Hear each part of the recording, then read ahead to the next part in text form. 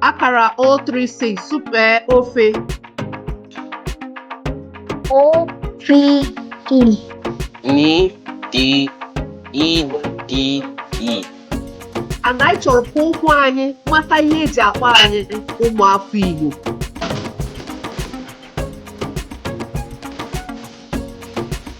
We want to use this super Igbo to build our confidence. Obi esi anyị ike ịdị na megide ịdị na-asụ Igbo.